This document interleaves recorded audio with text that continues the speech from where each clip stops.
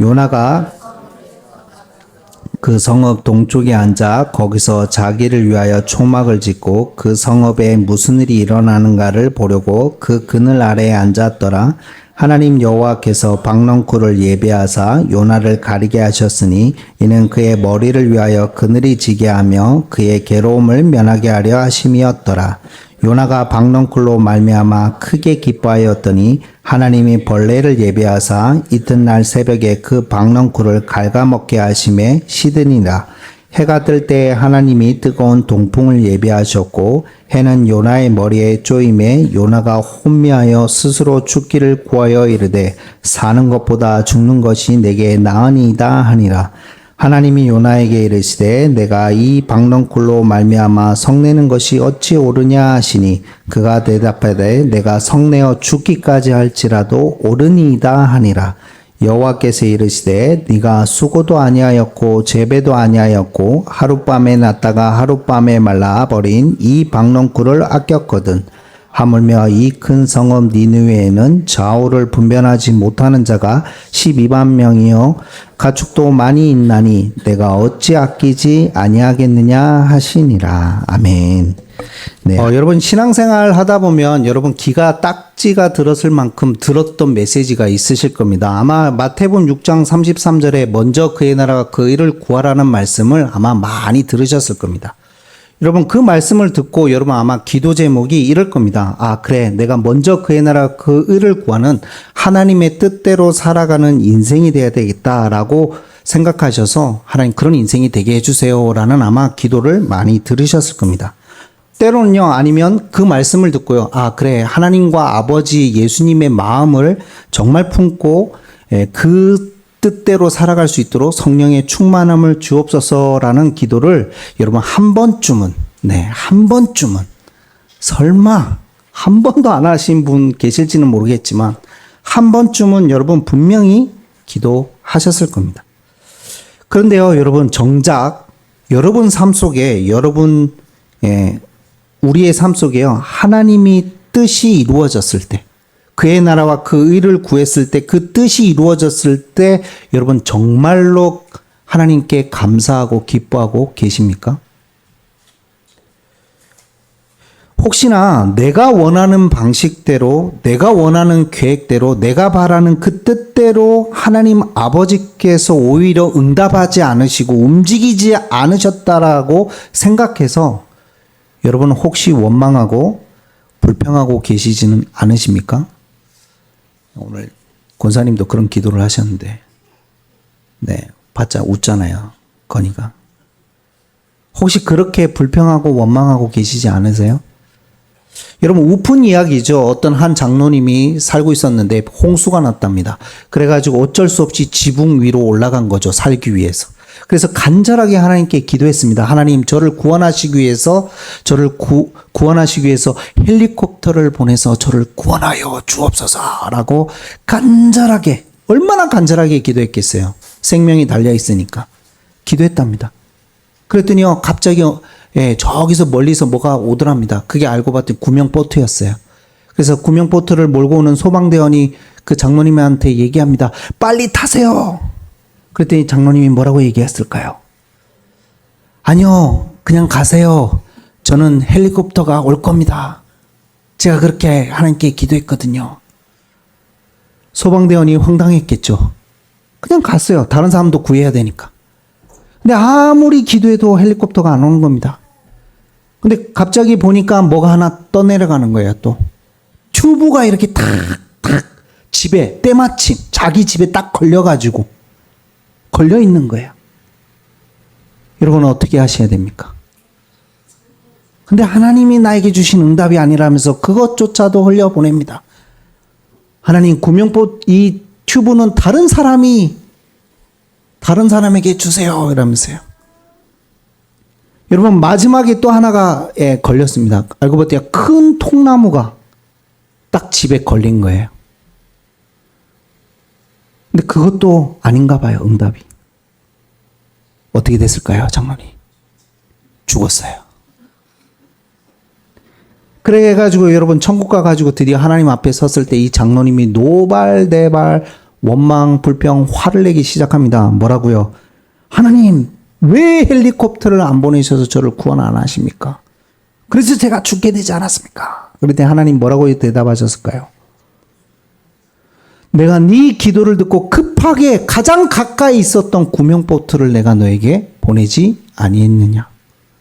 그것도 네가 거부하길래 내가 가장 또 가까이 있었던 튜브를 너에게 보내지 아니했느냐? 그것도 네가 거부하길래 마지막으로 통나무를 보냈는데 싹 다 네가 거부하더라. 여러분 그런 이야기 들어본 적 있으시죠? 우프지 않으세요, 여러분?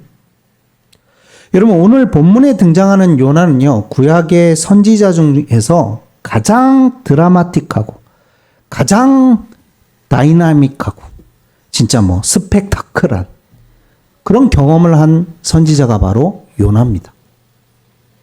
여러분 하나님의 말씀이 1장에 보면 요나에게 임해가지고 니느웨로 가라는 말씀이 임했는데도 불구하고 여러분 요나는요 반대로 갔어요. 왜? 그 말씀을 거부한 거죠.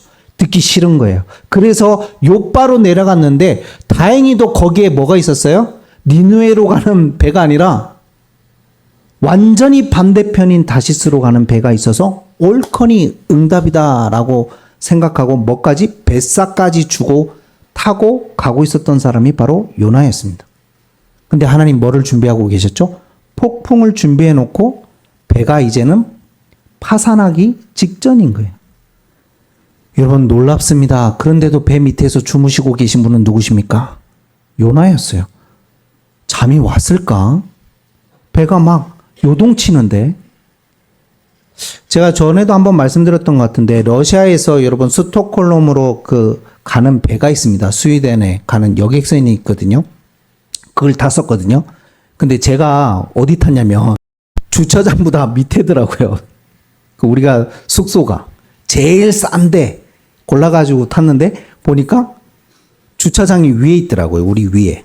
우리가 그 배 밑에. 그럼 우리는 뭐예요, 여러분? 물속에서 가고 있는 거예요. 아, 그때 제가 깨달았잖아요. 아, 타이타닉이 이해가 되더라고요. 왜 빨리 가장 먼저 죽는지. 소리가요. 엔진 소리가요. 그리고 그 당시 제가 겨울이었거든요. 그러다 보니까 북유럽이다 보니까 이게 세빙선이어가지고 이렇게 얼음을 깨고 간단 말이에요. 소리가요. 잠을 못 잘 정도예요.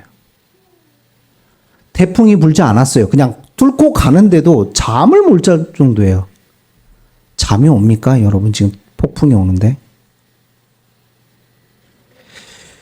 여러분 그래서요 바다가 흉흉해지니까 이게 누구 때문인가 해서요 선원들이 회의를 했죠. 그래서 뭐하자? 제비 뽑아보자. 누구 때문인 것 같아? 이래가지고 제비를 뽑았더니 딱 걸린 사람이 있어요. 신기하지 않습니까? 제비를 딱 뽑았는데 요나가 딱 걸려버렸어요.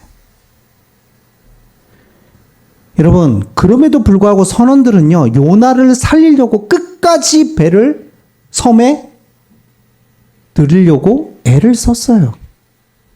근데 여러분 그렇게 안 되니까 어쩔 수 없어서 하나님의 뜻대로 되길 바란다면서 요나를 바다에 내던집니다.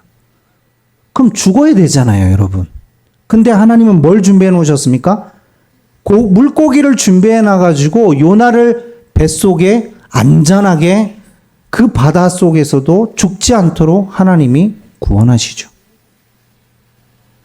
여러분 그런 경험을 해본 사람이 있겠어요? 평생? 없을 거예요. 얼마나 영화 같은 일입니까?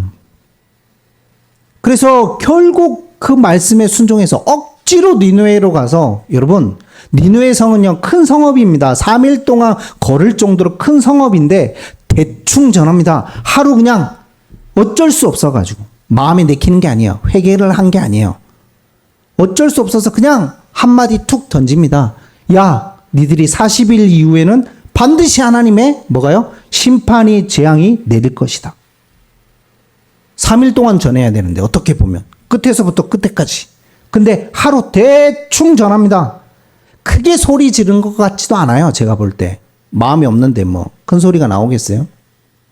죽든지 말든지. 심판 받든지 말든지. 아니 심판받아야 될 곳이거든요. 그러니 대충 전했겠죠. 작은 목소리로 아마 분명히 전했을 거예요. 근데 여러분 놀라운 역사가, 놀라운 기적이 일어나요. 대충 전한 그 하나님의 말씀, 그 복음을 듣고요. 누가요? 니느웨 왕부터 시작해서 모든 사람과 가축들이 금식하며 회개합니다. 여러분 그랬더니요. 그 메시지를 듣고 회개하니까 여러분 하나님이 뭐를 돌이키셨죠? 뜻을 돌이키셔서 뭐를 내리지 않냐? 재앙을 내리지 않으십니다. 여러분 요나 입장에서 어떻습니까? 선지자가 대충 말씀을 전했는데요. 12만 명이 복음 듣고 회개를 하고 하나님께 돌아왔어요. 대단하지 않아요, 여러분? 선지자로서 사역이 성공한 거예요? 실패한 거예요? 성공했잖아요. 그런 역사를 체험한 적이 없는데 저는. 말씀 한번 딱 선포했는데 12만 명이 돌아왔다. 생각해보세요. 우리 교회에 12만 명이 온다. 상상만 해도 기분 좋지 않습니까? 어떻게 보면 당장 뭐 하겠죠? 교회 옮기겠죠. 더 좋은 데로. 여러분 이쯤 되면 하나님의 말씀을 대언하는 선지자로서요 대성공을 거둔 겁니다. 안 그래요? 하나님께 그렇다면 영광과 찬양을 돌려야 되는 게 요나 아닐까요, 여러분? 근데 오늘 읽지는 않았지만 여러분 4장 1절을 한번 보십시오. 그렇게 돌아왔는데 4장 1절에 뭐라고 얘기합니까? 요나가 매우 싫어하고 성내며. 여러분 이 말씀을요 히브리어 원문으로 직역하면요 그 일이 요나에게, 그러니까 니느웨 사람들이 회개하고 돌아온 그 일이 요나에게 있어서, 요나의 입장에 있어서 큰 악으로 여겨졌고 그에게 분노가 타올랐다라는 의미입니다. 요나는요 지금 하나님이 하신 일, 큰 재앙을 내리지 않는 요나가 니느웨가 돌아온 그거를요 큰 악으로 여겼다라고 말씀하고 계세요. 그 일로 인해 지금 엄청나게 분노를 쏟아내고 있는 상태인 거예요. 그러니까 분노를 못 참아가지고요 폭발할 지경인 거예요. 그냥 누가 하나 딱 건드렸다 그냥 사단이 나는 상태인 거예요. 여러분 도대체 무엇이 요나를 이렇게 분노하게 만들었을까요? 여러분 오늘 우리는 말씀을 통해서요 하나님의 일을 하거나 하나님의 뜻을 이룬다고 하면서 정작 하나님의 마음은 전혀 모르고 있는 요나, 그 모습을 거울 삼아서 여러분 우리의 영적 실상을 돌아보시길 소망합니다.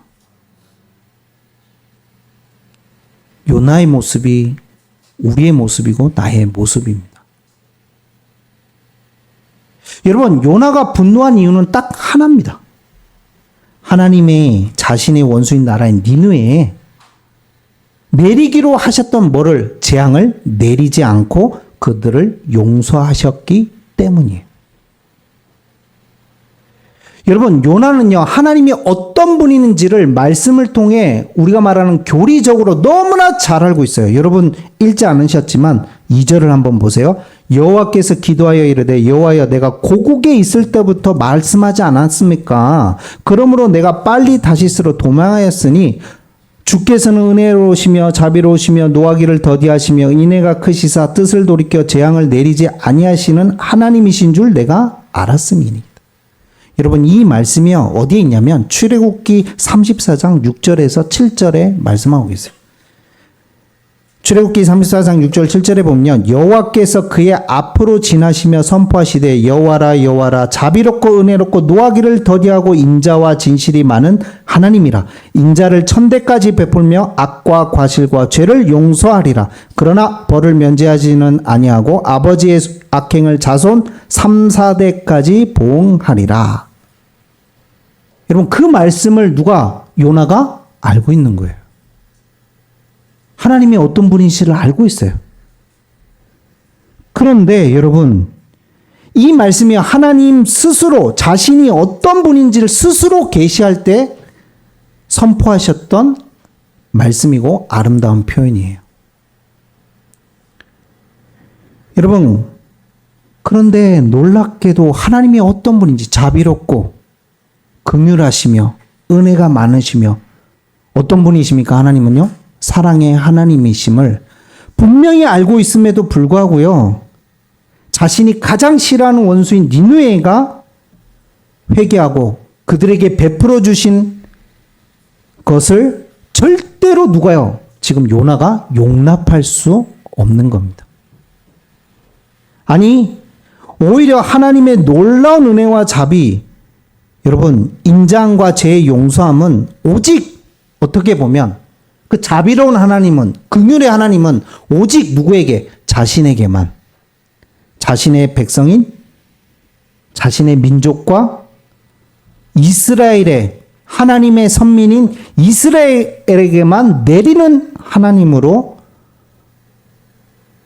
돼야 된다는 생각을 강하게 가지고 있었던 겁니다. 이 틀에 박힌 생각이 참 무섭습니다. 고린도후서 10장 4절에도 말씀하시죠, 여러분.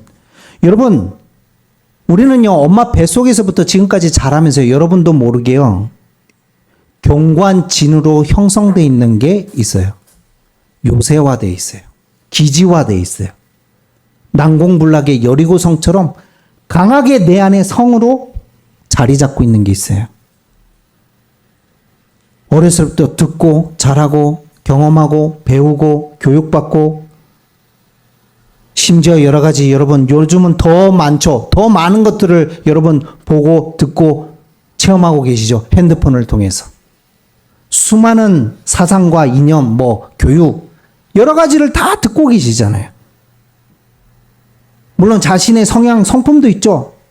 이성도 있고 감정도 있고 의지도 있는 이 모든 것들을 총합적으로요. 여러분 그걸 다 경험해가지고 형성된 것이 있는데 그게 바로 세계관입니다. 요나에게는요. 어렸을 때부터 배운 세계관이 있어요. 그게 뭐냐? 자신들은 하나님의 뭐다? 선민이다. 여러분 우리가 볼 땐 선민 사상이에요. 민족주의예요. 그러나 요나 자신은요. 어렸을 때부터 그걸 듣고 자랐어요. 그걸 늘 경험하고 자랐어요. 그러니 요나 입장에선 사상입니까? 선민입니까? 자신은 선민이라고 생각하고 있는 거예요. 틀린 게 아니에요. 자신 입장에선. 그게 맞는 거예요. 그게 진리인 거예요. 오해를 해도 참 너무 오해를 했죠. 누구를요? 하나님을, 말씀을. 그러니까요, 여러분, 그 세계관으로 바라보니까 절대로 용납할 수 없는 거예요. 아니, 하나님이 지금 하시겠다는데. 아니, 하나님이 지금 용서하시겠다는데. 하나님이 지금 그들을 구원하시겠다는데도 용납이 안 되는 거예요. 왜? 자신이 가지고 있는 세계관과 틀로 바라보니까 그 하나님이 지금 틀린 하나님인 거예요.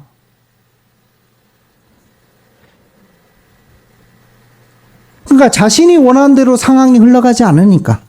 심지어 요나는요, 하나님 앞에 오히려 뭐하기 아니야? 죽여달라고 떼를 쓰기 시작합니다. 여러분 보셨잖아요. 지금까지 여러분 유일하게 요나서 전체를 읽어보면요. 하나님이 끊임없이 뭐를 하시기 위해서 하나님의 마음이 어디에 있을까요? 생명에 있음을 끊임없이 말씀하고 계세요. 요나를 살리기 위해서 물고기를 준비한 거예요. 아니 하나님을 제대로 알지도 못하는 그 선원과 선장과 그 선원들은 뭘? 요나를 끝까지 살려보겠다라고 애를 썼다니까요. 여러분 유일하게 하나님의 마음을 모르고 있는 사람은 딱 한 사람밖에 없어요. 이 요나서에서 등장하는 모든 인물들, 모든 인물만이 아닙니다. 사람만이 아니요. 아니 자연계조차도 하나님의 말씀에 순종하는 그 바람조차도 하나님 말씀에 순종하는 그 물고기조차도 하나님의 마음이 어디에 있는지 다 알고 있는데 유일하게 그 마음만 모르고 있는 사람이 요나인 거예요.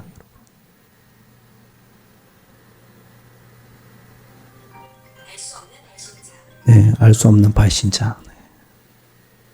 잠시 꺼둬도 괜찮습니다.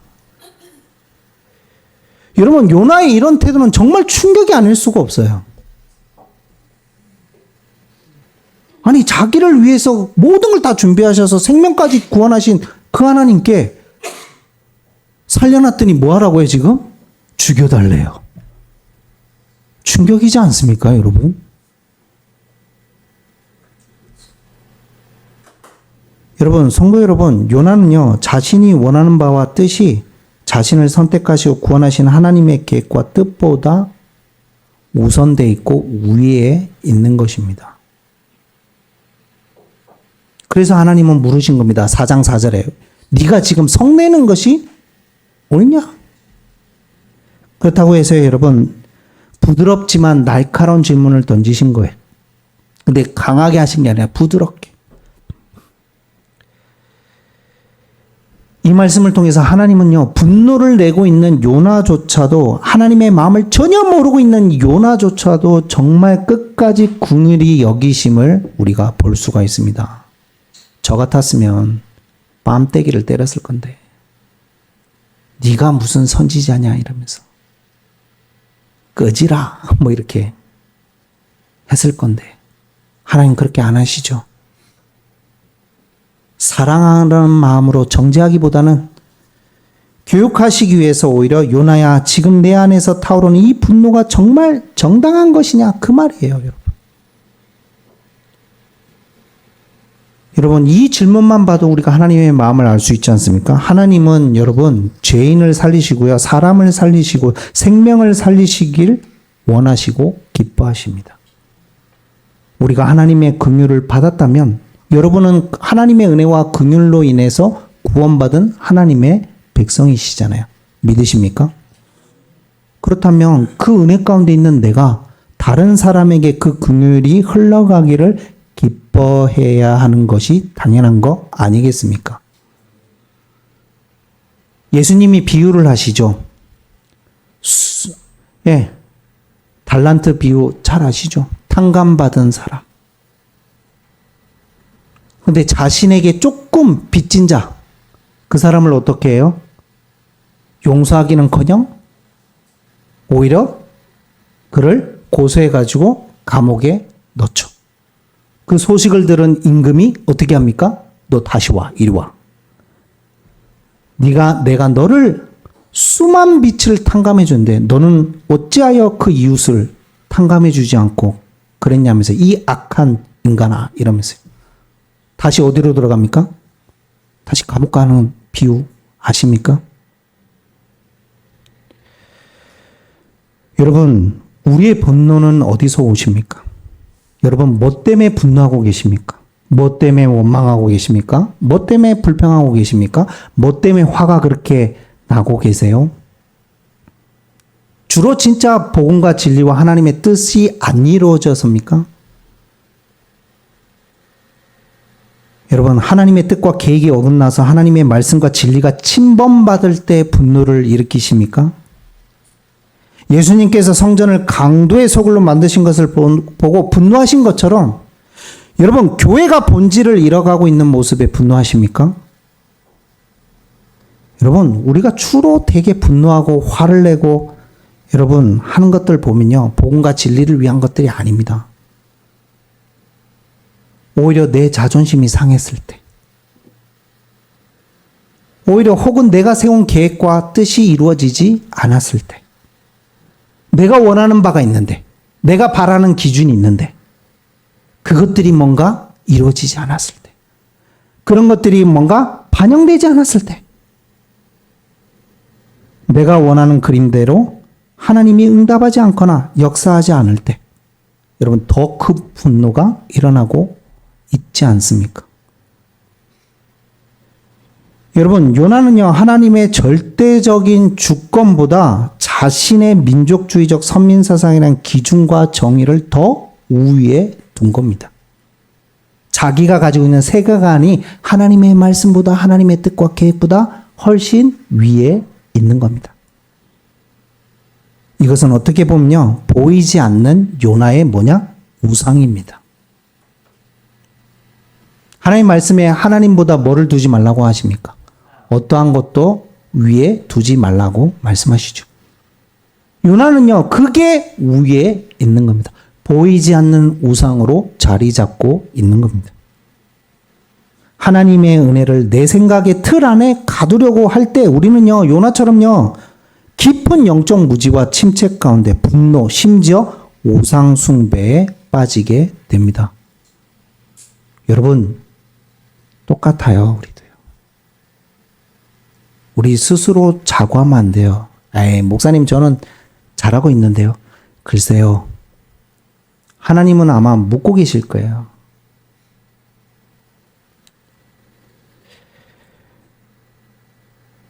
여러분, 요나는요, 니네에 가서 정말 위대한 부흥을 경험했죠. 대충 전했는데도 말고 12만 명이 돌아왔습니다. 여러분, 그러나 이 부흥을 체험한 요나의 그 다음 모습은요, 기가 찹니다. 4장 5절에 오늘 뭐라고 얘기합니까? 요나가 성읍에서 나가서 그 성읍 동쪽에 앉아 거기서 자기를 위하여 초막을 짓고 그 성읍에 무슨 일이 일어났는가를 보려고 그 그늘 아래에 앉았더라. 왜 앉았을까요, 여러분? 깊이 뭔가 생각할 필요도 없어요. 요나서를 쭉 읽어보면 왜 앉아 있을까요? 지금 동쪽에 가서 초막을 딱 짓고 왜 앉아 있었을까요? 네? 뭘 보려고 도대체? 니느웨에게 뭐가 재앙이 내리는지 안 내리는지 보려고. 여러분, 성도 여러분, 하나님의 질문 받아는요, 오히려 회개하지 않고요, 오히려 성읍 동쪽에 가 초막을 짓고 앉아서 니느웨가 어떻게 망하는지, 에? 뭘 들고, 요즘으로 따진다면 팝콘 들고 3D 안경 끼고 3D로 보려고, 에? 소리까지 막. 재앙이 내리면 어떨 것 같아요? 막. 소돔과 고모라에 재앙 내렸을 때 뭐가 떨어졌습니까? 불과 유황, 막. 이럴 거 아니에요. 한 방에 그냥 하나님이 그냥. 예? 아니면 지진 이러면. 여러분, 소리가 장난 아니겠죠? 번쩍번쩍 할 거 아니야. 3D로 막 보기 위해서. 막. 얼마나 좋은 자리예요, 그러면. 동쪽에서.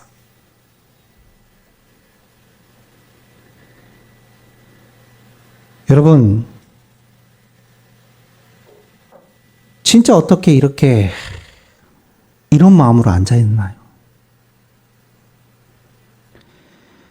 여러분, 요나 선지자는요, 사역은 성공했어요. 누가 봐도. 그렇죠. 그러나 하나님의 마음을 여전히 전혀 모르고 있어요. 조금도 변화가 없어요. 자신의 마음에 돌이키겠다는. 그렇구나. 하나님은 살리기를 원하시는구나. 이런 마음이 전혀 조금도 들지 않아요. 그래서 하나님 끝까지 요나를 사랑하시는 게 이런 겁니다. 뭐를 준비하십니까? 안 그래도 3D를 좋아하잖아. 예? 직접 보는 걸 좋아하잖아요, 지금. 시각적으로. 그래서 뭐를 준비하셨어요? 시각적인 자료. 체험을 해야 돼. 봐야 되니까. 그러니까 박넝쿨을 딱 준비해가지고. 그늘을 만들어주죠. 학자들이 그래서 얘기하더라고요. 요나가 아마 대머리였을 거라고. 예, 그래서 뜨거워가지고 막. 그랬을 거라고 얘기하는데요. 근데 여러분 놀랍지 않습니까? 박넝쿨을 자라게 하셔가지고 그 초막에 박넝쿨을 덮으니까 그늘이 지니까 요나가 오늘 뭐라고 되어 있습니까? 여러분 보세요. 6절에 보면 요나를 가리게 하셨으니 이는 그의 머리를 위하여 그늘이 지게 하며 그의 괴로움을 면하게 하려 하심이었더라. 요나가 박넝쿨로 말미암아 어떻게 기뻐했다? 크게 기뻐하였더니. 그냥 기뻐한 게 아니에요, 여러분. 박넝쿨로 너무 기뻐서 너무 기뻐했다는 거예요. 뭐 할 정도로? 춤을 출 정도로. 막 세상의 모든 행복을 다 가진 것처럼 그렇게 기뻐했다는 거예요. 뭐 때문에? 박넝쿨 때문에.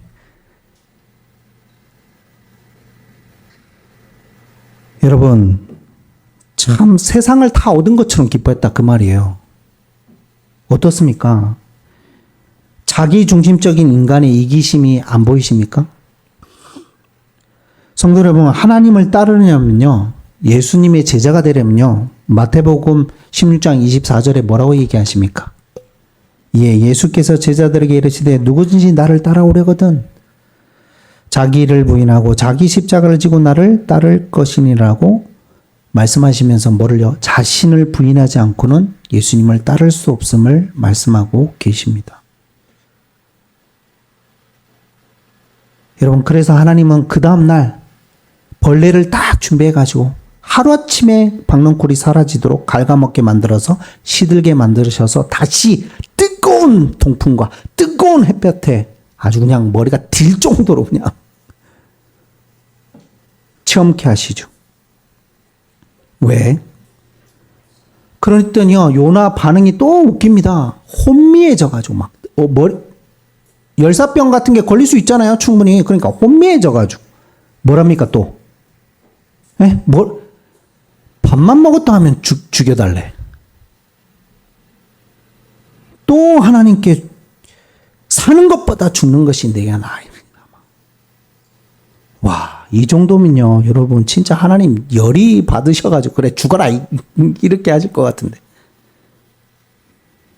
여러분, 그런데요, 하나님은 그렇게 안 하시죠. 근데 요나입니다. 요나의 중심이 어디 있는지 지금 보세요. 환경과 상황 따라요, 오락가락하는 요나의 신앙. 오직 자기 유익과 이익, 자기 애만 뿌리를 깊이 두고 있어요. 자신의 민족, 자신의 가정, 자신의 애, 내가 가장 소중한 거예요. 12만 명이 어떻게 되든지 말든지 그건 상관없어요. 그래, 남이 뭐 죽든지 말든지 나만 살면 돼. 나만 행복하면 되고, 나만 잘 되면 되고, 나만 부유하면 되고. 왜 그 은혜를 줘야 돼요? 왜 내가 가진 걸 베풀어야 돼요? 왜 내가 열심히 해가지고, 내가 노력해가지고, 내가 성공을 이뤘는데 왜 흘려보내야 돼요, 하나님? 그와 마찬가지입니다.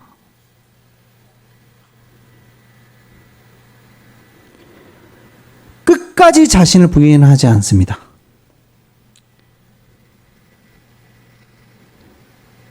뭐라고요? 네가 이 박넝쿨로 말미암아 성내는 것이 어찌 옳으냐라고 질문하시니까 또 뭐라고 얘기합니까?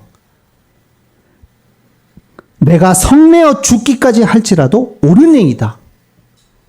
얼마나 무서워요, 여러분. 와, 이 정도까지 갔으면 좀 깨달아야 되는데. 아니, 성내고 죽는 게 차라리 옳대요. 이건 완전히 하나님의 말씀과 뜻, 하나님의 마음과는 상관없이 자기 뜻을 뭐 하는 거예요? 끝까지 주장을 피고 있는 거잖아요. 고집을 절대 안 꺾어. 여러분, 끝까지 자신을 부이지 않고 굽히지 않는 지독한 영적 무지입니다. 하나님의 마음이 있는 영혼의 소중함, 생명의 소중함보다도 하나님의 뜻과 계획, 말씀보다도 자신의 유익과 이익, 생각이 더 소중한 요나의 모습. 정말 할 말을 잃게 만듭니다. 이런 사람이 선지자라니. 이런 사람이 선지자라니. 이런 애통함이 나옵니다. 이런 사람이 하나님의 자녀라니. 하나님의 민족이 맞습니까? 하나님의 선민이 맞아요? 여러분, 왜 근데 할 말을 잃게 만듭니까? 요나의 모습이 우리와 겹쳐지기 때문에 그렇습니다. 성도 여러분, 요나서의 결론을 맺고 있습니다. 하나님은요. 모든 사람에게, 요나서를 읽고 있는 모든 사람에게 지금 성교 이전에 하나님께 질문을 던지고 계신 겁니다. 핵심 메시지를 선포하고 계십니다. 그게 4장 10절 11절입니다. 네가 수고도 아니하였고 재배도 아니하였고 하룻밤에 났다가 하룻밤에 말라버린 이 박넝쿨을 아꼈거든. 하물며 이 큰 성읍 니느웨는 좌우를 분별하지 못하는 자가 12만 명이요 가축도 많이 있나니 내가 어찌 아끼지 아니하겠느냐라고 선포하고 요나서가 마무리가 됩니다. 여러분, 하나님의 준엄한 책망입니다. 여러분, 요나는요, 자기가 키우지도 않은 박넝쿨 하나가 사라진 것 때문에 죽고 싶을 만큼 아까워했습니다. 여러분, 폈다가 하루 지는 그 박는 걸 또 아까워하는 그 요나가 지가 재배한 것도 아닌데 창조주이신 하나님께서 모든 만물을 창조하시고 가장 고귀한 영적 존재로 하나님의 형상으로 지은 인간이 타락해서 저주와 재앙 가운데 있는 그 영혼들을 하나님이 구원하시고 아끼는 것이 사실은 당연한 거잖아요. 여러분, 하나님이 핏값으로 사신 여러분, 하나님의 핏값으로 사신 교회, 하나님이 아끼시는 게 당연한 거 아닙니까? 여러분, 우리는 여기서 하나님의 마음이 어디 있는지 알 수가 있어요. 생명을 귀하게 보시며 긍휼을 베푸신 하나님이시며 사랑의 하나님이심을 우리 너무나 명확하게 볼 수가 있어요. 시편 85편 15절에 그러나 주여 주는 긍휼히 여기시며 은혜를 베푸시며 노하기를 더디하시며 인자와 진실이 풍성하신 하나님이시오니 라고 말씀하고 있고요. 긍휼의 하나님이신 거예요. 우리가 믿는 하나님은요, 여러분, 심판의 하나님이시기도 하지만 심판 이전의 전제가 뭐예요? 긍휼의 하나님이시라고요. 심지어 하나님은 요한일서 4장 8절에 사랑하지 아니하는 자는 하나님을 알지 못하니 이는 하나님은 사랑이심이라. 사랑의 하나님이라고 말씀하고 계세요. 심지어 사도 바울은요, 고린도전서 13장에 전체를 알고 계셔야 됩니다. 자신의 권리가 있어요. 고린도 교회를 세운 사람이 누굽니까? 바울입니다. 수많은 제자를 세웠던 사람도 바울입니다. 아볼로가 물론 양육했지만 그 교회를 세웠던 최초의 사람은 바울입니다. 사도 중에 가장 작은 자지만 사도입니다. 교회에 대한 권리가 없겠어요, 여러분? 고린도 교회를 향한 권리를 주장할 수 있어도 충분한 조건들을 갖고 있었던 그 바울. 근데 왜 그 권리를 주장하지 않는다라고 얘기하는 줄 아십니까? 왜 내가 사도로서 고린도 교회에 어떠 보면 나의 몫이 있는데 왜 그 몫을 내가 너에게 요구하지 않는 이유 아니? 내가 사람의 방언과 천사의 말을 할지라도 사랑이 없으면 내 권리를 요구하고 내 권리를 주장했을 때 오히려 그것이 교회 해가 될까봐 차라리 주장하지 않고 차라리 내가 멍에를 매겠다라고 바울은 얘기합니다. 왜? 하나님의 마음을 알기 때문에 그렇습니다. 사랑을 알기 때문에. 사랑은 그렇습니다. 때로는요, 자신의 이익과 유익을 손해봅니다. 사랑은 그렇습니다. 내려놓습니다.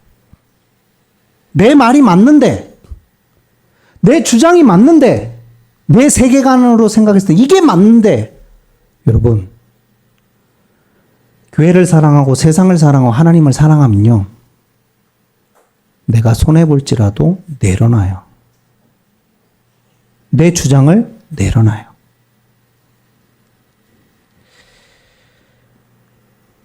요나는 하나님의 사랑을 못 배운 겁니다.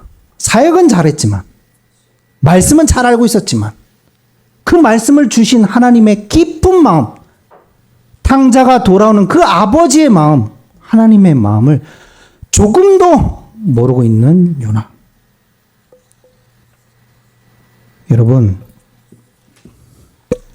여러분 알고 계십니까?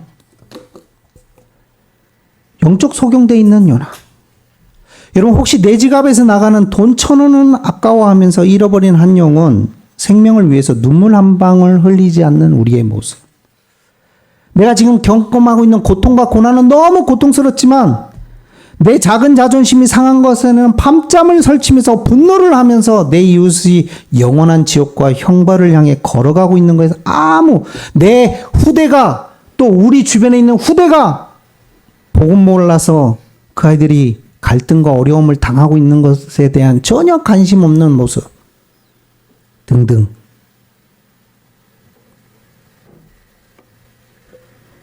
여러분 자신의 생각과 뜻이 방영되지 않으면 교회 안에서도 그런 분들 많잖아요, 여러분. 교회만 그렇습니까? 모두 조직사회도 마찬가지죠. 자신의 뜻과 뭔가 생각이 방영되지 않으면 답답해하며 분노하며 화를 내며 옮기면 되지 이런 생각들.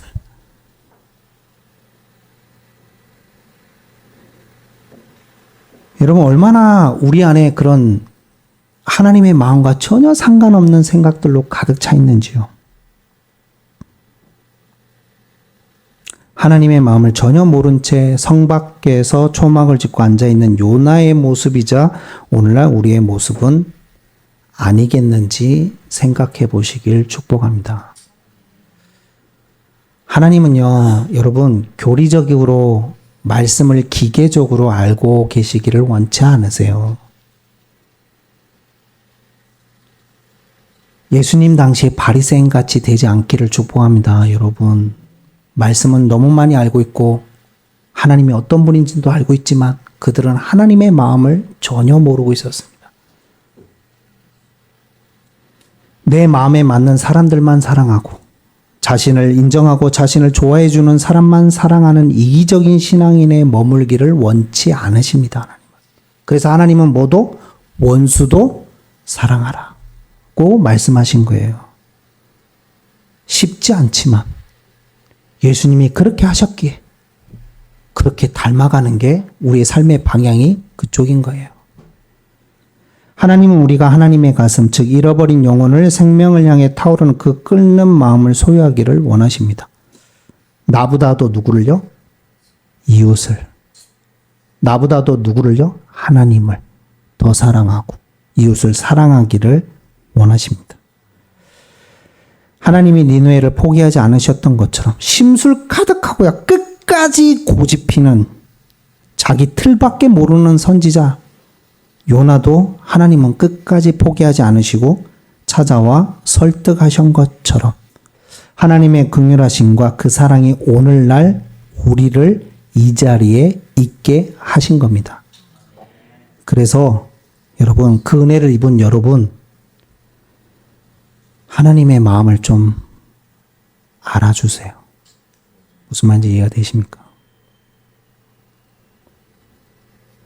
좀 하나님의 말씀 앞에 무조건 순종해야지, 그게 아니고요. 좀 하나님의 마음을 좀 한번 느껴보세요. 그래서 그 마음을 알고 이 세상 가운데 그 마음을, 여러분, 하나님의 마음을 열매 맺는 여러분 되시길 축복합니다. 기도하겠습니다. 하나님 감사드립니다. 오늘 요나 선지자를 통해 우리에게 주시는 하나님 교훈이 너무나 크고 너무나 중요합니다. 하나님의 마음을 모른 채 우리도 하나님 살아가고 있는 것은 아닌지를 뒤돌아보는 이번 주가 되게 하여 주옵소서. 우리 모습에도 요나의 모습이 겹쳐집니다. 하나님, 이제야라도 다시 한번 하나님의 말씀 가운데 마음을 알고 인도받아가는 우리의 인생과 우리의 중심이 되게 하여 주옵소서. 감사하며 예수 그리스도의 이름으로 기도합나이다. 아멘.